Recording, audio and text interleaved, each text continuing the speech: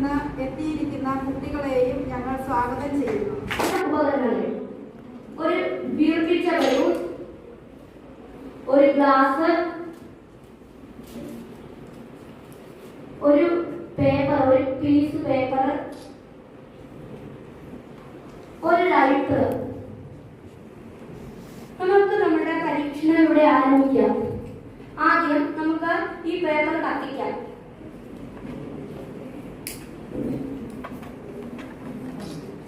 നമുക്ക് ഈ പേപ്പർ ഗ്ലാസ്സിലേക്ക് ഇട്ട് കൊടുക്കാം.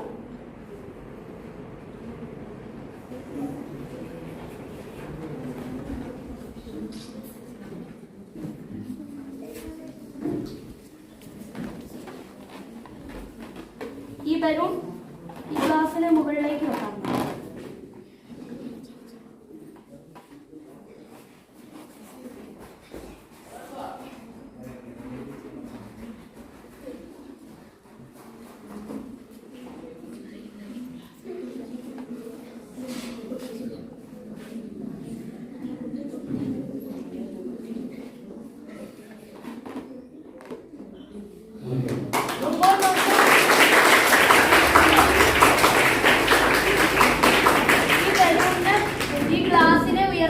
സാധിക്കുന്നു.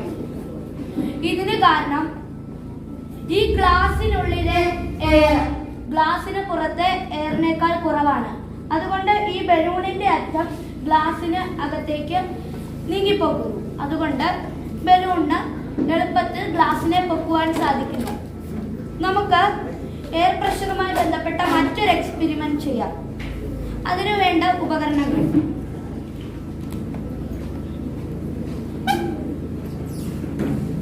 ഒരു കുപ്പി, അതിന്റെ സൈഡിലായിട്ട് നമുക്ക് ഒരു ഹോൾ ഇട്ട് കൊടുക്കാം.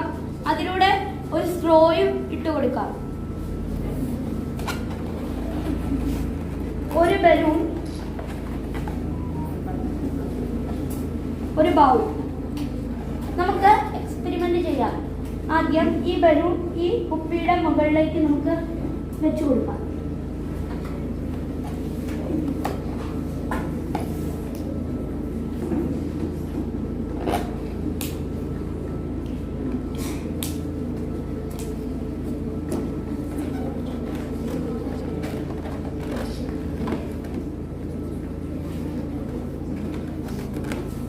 ഇത് കണ്ടോ?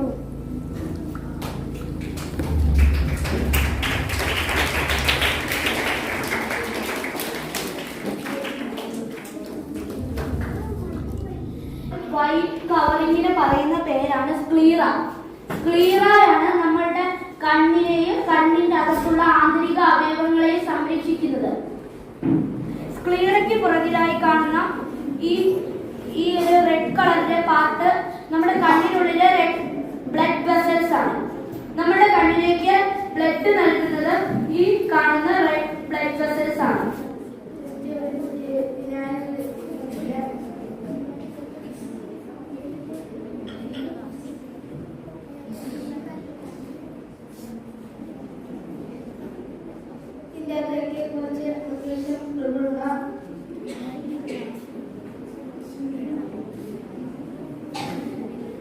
നോക്കൂ, എന്താണ് സംഭവിക്കുന്നത് നിങ്ങൾ കാണുന്നില്ലേ?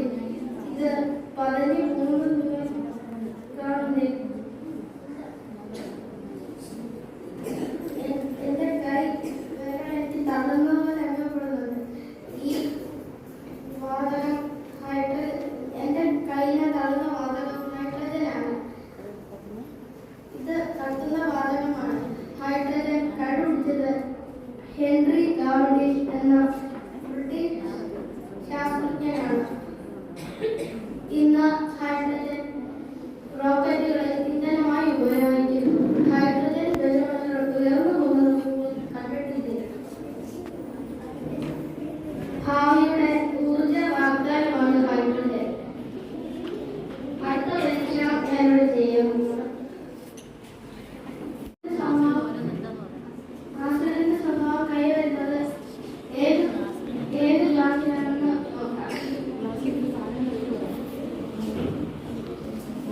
ഓരോ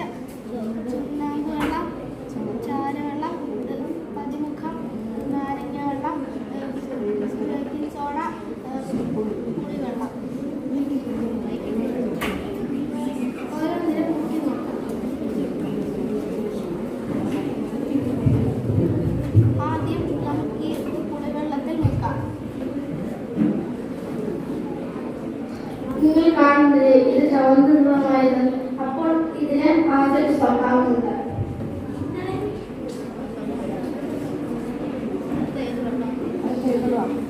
ബേക്കിംഗ് സോഡ ചേർക്കുക. ഇതിന് ആദ്യ സ്വഭാവമില്ല. പ്രകാശത്തിന്റെ പ്രതിഫലനം. എന്താണ് പ്രകാശത്തിന്റെ പ്രതിഫലനം? പ്രകാശം വസ്തുക്കളിൽ തട്ടി തിരിച്ചു വരുന്നതാണ് പ്രകാശത്തിന്റെ പ്രതിഫലനം. പ്രകാശത്തിന്റെ പ്രതിഫലനം രണ്ട് തരത്തിലുണ്ട്: ക്രമപ്രതിഫലനവും നിശ്ചയിത പ്രതിഫലനവും. ക്രമപ്രതിഫലനം എന്ന് പറഞ്ഞാൽ മിനുസമുള്ള ഇടങ്ങളിൽ പ്രകാശം വന്നു തട്ടി തിരിച്ചു വന്ന് പതിക്കുന്നതാണ് ക്രമപ്രതിഫലനം. മിശ്രിത പ്രതിഫലനം എന്ന് പറഞ്ഞാൽ പരിമിത ഇടങ്ങളിൽ പ്രകാശം വന്നു തട്ടി പല ദിശകളിലായി ചിതറിക്കിടക്കുന്നതാണ് മിശ്രിത പ്രതിഫലനം. ഇത് നിങ്ങൾക്ക് കണ്ട് മനസ്സിലാക്കാൻ പ്രകാശം കാഴ്ച എന്നുള്ള കോൺസെപ്റ്റ് നിങ്ങൾക്കുണ്ട്. പക്ഷെ നമ്മുടെ കുട്ടികളെ സംബന്ധിച്ച് അവർക്ക് കാഴ്ച എന്നുള്ളതിന്റെ പ്രകാശത്തിന്റെ കോൺസെപ്റ്റ് അവർക്ക് കാണിച്ചു കൊടുക്കാൻ പറ്റുന്ന അഡാപ്റ്റഡ് രീതിയിലുള്ള ടീച്ചിങ് മെറ്റീരിയൽസ് ഉണ്ടാക്കിയിട്ട് അതിന്റെ ഒരു മോഡൽ വെച്ച് കൊടുക്കുകയാണ്. അപ്പോൾ മിനുസമുള്ള പ്രതലത്തിൽ ഇത് മിനുസമുള്ള പ്രതലവും ഇവിടെ പരിപരുത്ത പ്രതലവുമായിട്ടാണ് ഇത് രണ്ടിനെയും ചിത്രീകരിച്ചിരിക്കുന്നത്. അപ്പോൾ ഈ മിനുസമുള്ള പ്രതലത്തിലേക്ക് പ്രകാശം വരുമ്പോൾ അത് കണ്ടി പ്രതിഫലിക്കുന്നു, ക്രമമായിട്ട് തന്നെ പ്രതിഫലിക്കുന്നു. അതുപോലെ ക്രമരഹിതമായിട്ട്, അതായത് അത് പരിപരുത്ത പ്രതലങ്ങളിലെ പ്രകാശം തട്ടുമ്പോൾ അത് ക്രമരഹിതമായിട്ട് പ്രതിഫലിക്കുന്നു എന്നുള്ളതാണ് ഇതിനകത്ത് ഇവരെ പഠിപ്പിച്ചു കൊടുക്കുന്നത്. അപ്പോൾ ഇങ്ങനെയുള്ള അഡാപ്റ്റഡ് മെറ്റീരിയൽസ് ഉപയോഗിച്ചുകൊണ്ടാണ് കാഴ്ചപരിമിതരായ കുട്ടികളെ നമ്മൾ ആ രീതിയിലേക്ക്, ആ കോൺസെപ്റ്റിലേക്ക് എത്തിക്കുന്നത്.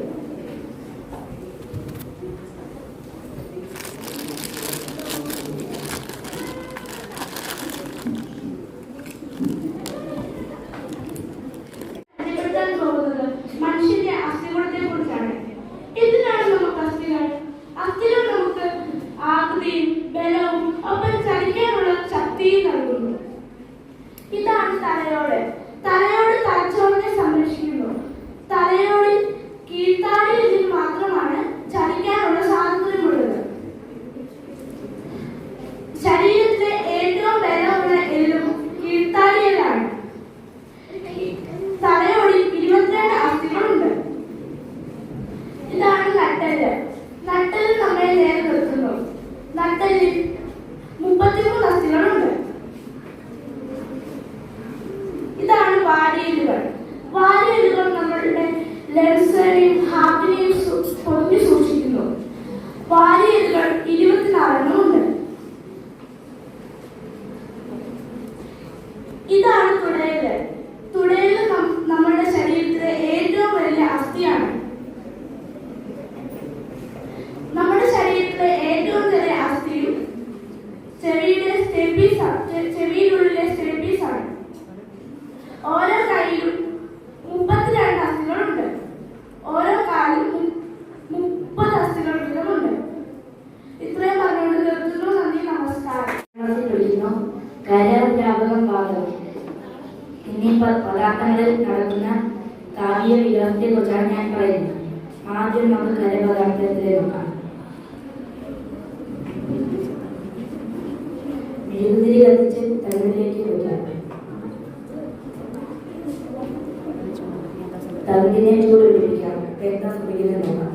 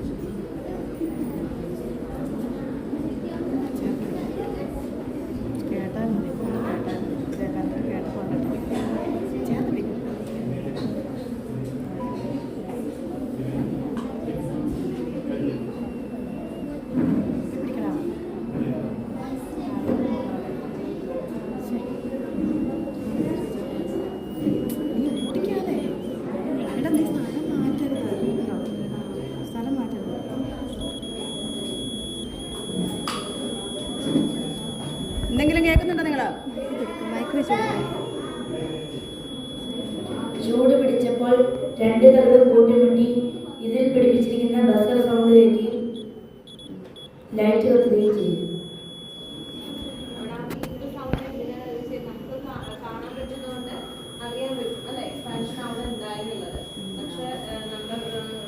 ഇതിലൊരു കുപ്പി എടുത്ത് നമുക്ക് ചൂടുവെള്ളത്തിൽ ഇറക്കി വെച്ച് നോക്കാം. വെള്ളത്തിന്റെ അളവ് വ്യത്യാസം നോക്കാം.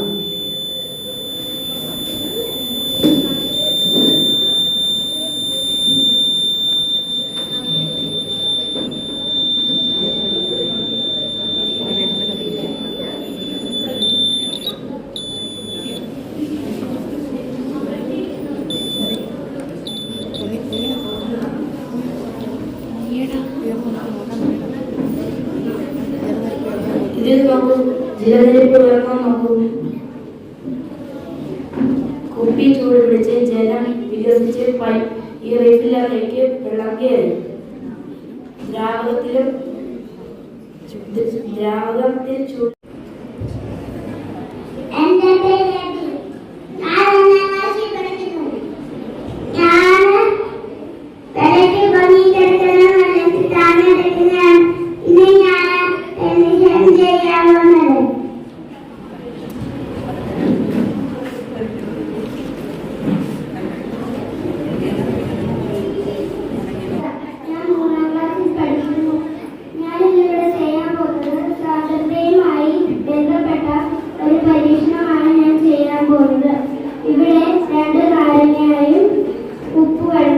ഉപ്പുവെള്ളവും സാധാ വെള്ളവും വെച്ചിട്ടുണ്ട്. നമുക്ക് സാധാ വെള്ളത്തിലോട്ട് ഈ നാരങ്ങ എടുത്തിടാം. ഇപ്പൊ അതെന്ത് സംഭവിച്ചു? അത് താഴ്ന്നുപോയി. ഇനി നമുക്ക് ഉപ്പുവെള്ളത്തിലോട്ട് ഇടാം. ഇപ്പൊ അതെന്ത് സംഭവിച്ചു? ഇതിന് കാരണം സാധാ വെള്ളത്തിന് സാന്ദ്രത കുറവും നാരങ്ങയ്ക്ക് സാന്ദ്രത കൂടുതലുമായതുകൊണ്ടാണ് നാരങ്ങ താഴ്ന്നു കിടക്കുന്നത്.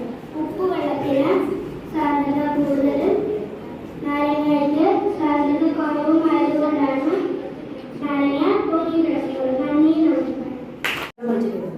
ഇനി നമുക്ക് ഈ വിളക്ക് ചൂടുവെള്ളത്തിൽ ഇറക്കി വെച്ച് നോക്കാം.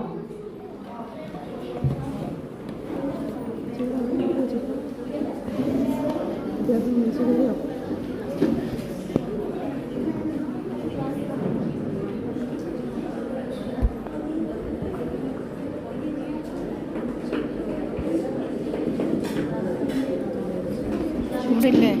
ചൂടില്ലേ? നല്ല തിളച്ചത് വേണം.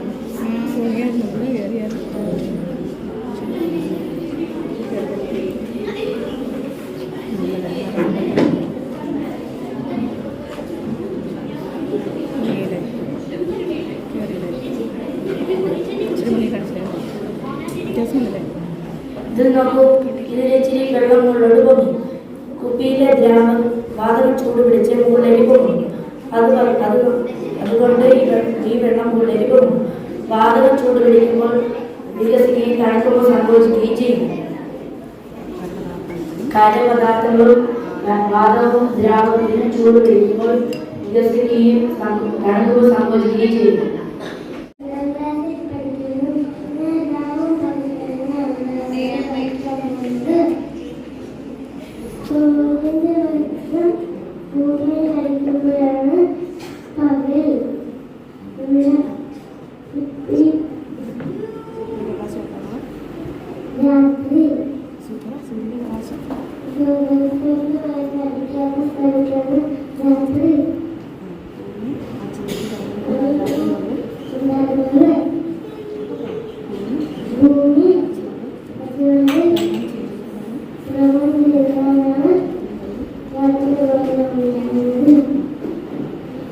ഇതിനകത്ത് ഇവിടെ അടയാളപ്പെടുത്തി വെച്ചിട്ടുണ്ട് പിള്ളേർക്ക് മനസ്സിലാകാൻ വേണ്ടിയിട്ട്. ഇത് ഇന്ത്യയുടെ ഇവിടെ യുണൈറ്റഡ് സ്റ്റേറ്റ്സിൻ്റെ ഉണ്ട്. അപ്പം ഇപ്പം സൂര്യപ്രകാശം പതിക്കുന്നത് ഇന്ത്യയുടെ ഭാഗത്താണ്. അപ്പം ഈ ഭാഗത്ത് പ്രകാശം വരുന്ന ഭാഗത്ത് പകലും മറുഭാഗത്ത് രാത്രി.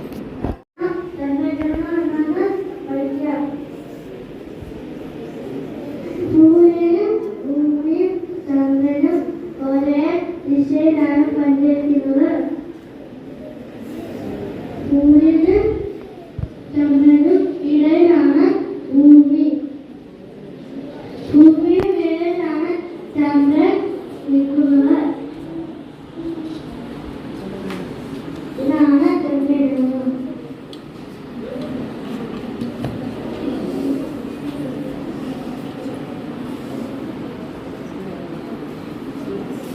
സൂര്യനും ചന്ദ്രനും ഭൂമിയും ഒരേ ദിശയിൽ പാലിക്കുന്നതാണ് സൂര്യഗ്രഹണം. സൂര്യന്റെയും സൂര്യനിലാണ് ചന്ദ്രൻ. ചന്ദ്രന്റെ ഭൂമിയിൽ പതിക്കുന്നു. അതിന്റെ സൂര്യനെ കാണാൻ കഴിയില്ല. അതാണ് സൂര്യഗ്രഹണം.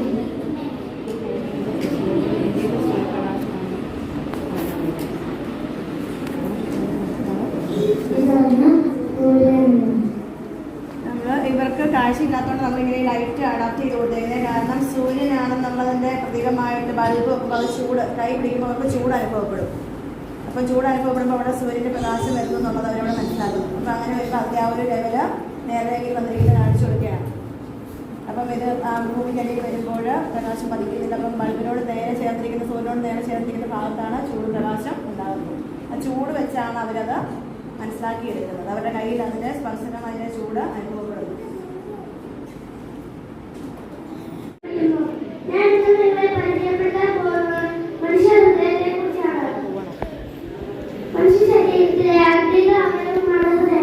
ഇത് വളരെ സംരക്ഷിക്കപ്പെട്ടിരിക്കുന്നു.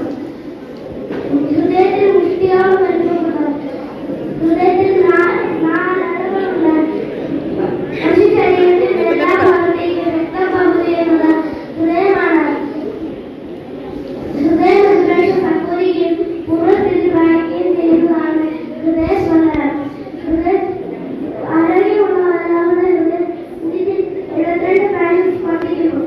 ഹൃദയസ്പന്ദനം പരിശോധനയ്ക്കായി ഉപയോഗിക്കുന്ന ഉപകരണമാണ് ടെലസ്കോപ്പ്. Thank you. ഞാൻ 7ാം ക്ലാസ്സിൽ പഠിക്കുന്നു. ഇന്ന് നിങ്ങൾ പരിചയപ്പെടുത്താൻ പോകുന്നത് സൗരയൂഥത്തെ കുറിച്ചാണ്.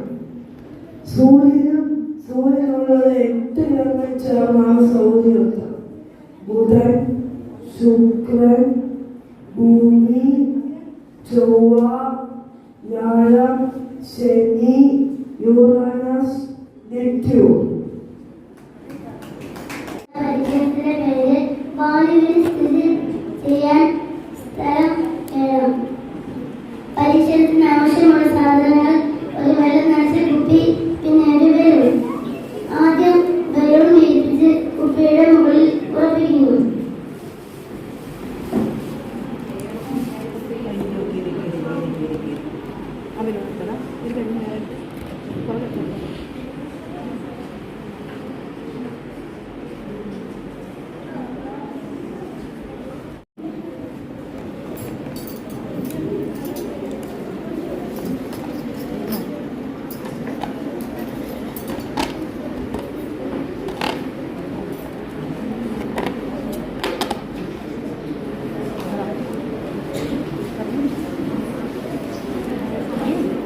ഇനി കുപ്പി തലകീഴായി നീക്കാം.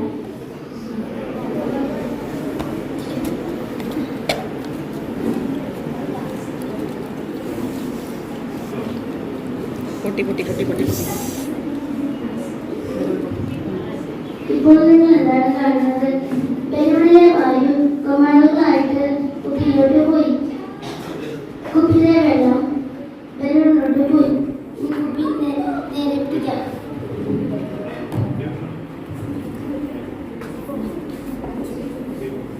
ഇപ്പോഴോ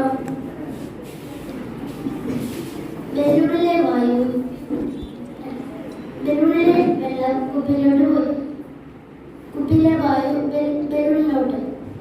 ഇതിന്റെ അർത്ഥം വായുവിനെ സ്ഥിതി ചെയ്യാൻ സ്ഥലം വേണമെന്നാണ്. നന്ദി, നമസ്കാരം.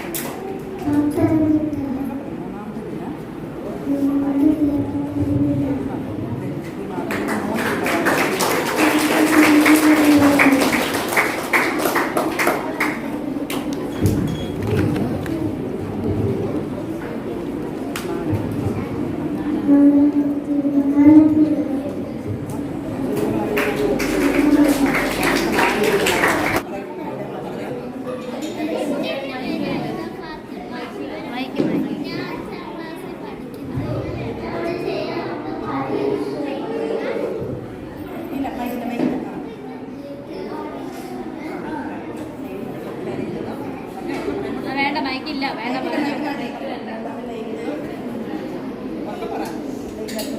മൈക്കില്ലടേ മൈക്കാൻ മാറ്റി ടീച്ചർ മാറ്റി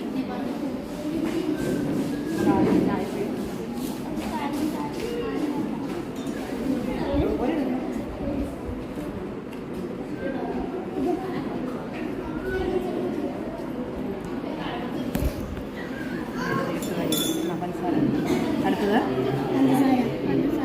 ഒരു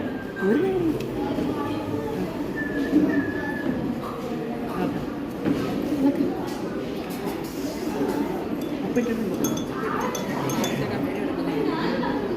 ഇനി അടുത്തത് ഉപ്പ് പോരെ ഉപ്പ് നമുക്കിടാം. ഇനി അടുത്തത് മഞ്ഞപ്പൊടി ഇടാം. മഞ്ഞപ്പൊടി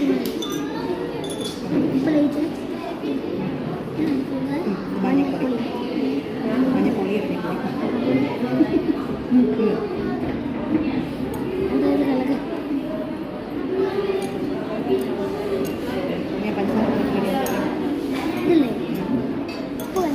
എൻ്റെ കുഞ്ഞെ നീ മാറിക്കാൻ പറ്റും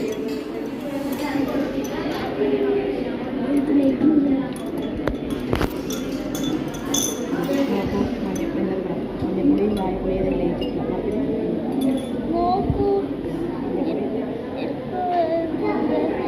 മഞ്ഞപ്പൊടിയും ചായപ്പൊടിയും എല്ലാം കൂടി വേവിച്ചിട്ടില്ല. പഞ്ചസാരയും ഉപ്പും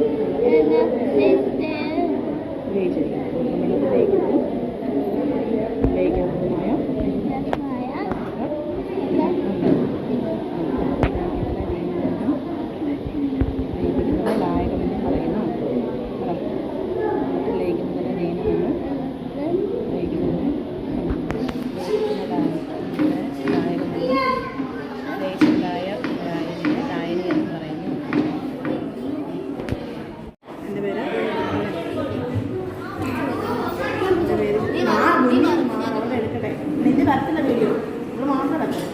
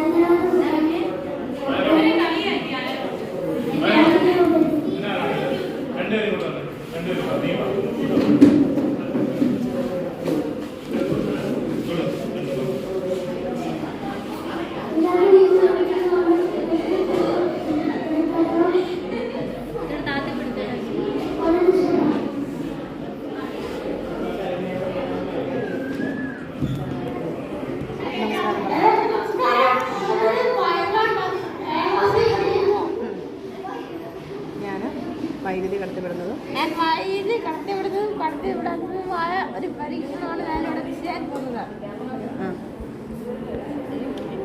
കേൾക്കുന്നുണ്ടല്ലോ. ഇനി നോക്കാം ഇത് വൈദ്യുതി കടത്തിവിടുന്നത്.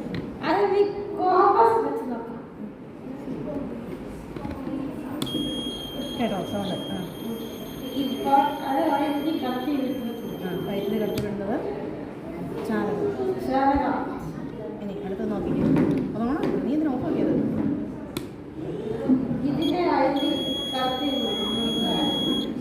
അതും ചാലകം. ഇനി ഇത് വൈദ്യുതി കടത്തിവിടുന്നതോ പ്ലാസ്റ്റിക് വെച്ച് വൈദ്യുതി കടത്തിവിടുന്നതോ ഇല്ല. ഇത് അത് എത്തിച്ചേരാൻ വേണ്ടി നമുക്ക് എന്തൊക്കെ ചെയ്യാൻ സാധിക്കും അവിടെയൊക്കെയാണ് ഞങ്ങൾ വർക്ക് ചെയ്യുന്നത്. അപ്പോൾ ഇത് ഈ ഒരു സ്കൂളിലെ കാര്യം കൂടി പറയുവാണെങ്കിൽ നമ്മൾ വിഷ് നമ്പർ ഓർഗനൈസേഷൻ ഇവിടെ സ്റ്റാർട്ട് ചെയ്തിട്ട് ഒരു വർഷം ആയിട്ടുള്ളൂ. ഒരു വർഷം കഴിഞ്ഞു. അപ്പോൾ എന്ന് തുടങ്ങി നമ്മൾ ഇവിടെ സ്റ്റാർട്ട് ചെയ്തു അന്ന് തുടങ്ങി വളരെ ആക്റ്റീവോടെയാണ് എന്താ പറയണേ എല്ലാ വർക്കുകളും. ഇപ്പൊ നമ്മുടെ കുഞ്ഞുങ്ങൾക്ക് എന്തൊക്കെ ബെനിഫിറ്റ് കിട്ടുന്നുണ്ട് എന്നറിഞ്ഞു കഴിഞ്ഞാൽ നമ്മുടെ ടീച്ചേഴ്സിനെയും ഇവിടെ പ്രത്യേകിച്ച് നമ്മുടെ ബഹുമാനപ്പെട്ട പ്രിൻസിപ്പൽസിനെയും എനിക്ക് എന്താ പറയണത് പേരെടുത്ത് പറയാണ്ടിരിക്കാൻ വയ്യ. എന്ത് വർക്ക് നമ്മൾ പറഞ്ഞാലും ഇപ്പൊ എന്ത് കുഞ്ഞുങ്ങൾക്ക് അത് നേട്ടം കിട്ടുന്നതാണെങ്കിൽ വളരെ ആത്മാർത്ഥതയോടുകൂടെ അത് എത്ര കഷ്ടപ്പെട്ടാണെങ്കിലും നമ്മൾ ഇപ്പോൾ സ്കൂളിലെ സിസ്റ്റർ ഇങ്ങനെയാണ് ഒരു വർക്ക് ചെയ്യാൻ നമ്മൾ ആഗ്രഹിക്കുന്നത് എന്ന് പറഞ്ഞു കഴിഞ്ഞാൽ അതിന്റെ ഫുൾ ഇപ്പൊ ഈ സയൻസ് ഡേ എന്ന് പറയുമ്പോൾ നമ്മുടെ കേരളത്തിലെ മിക്ക സ്കൂളിലും നടത്തുന്നുണ്ട്.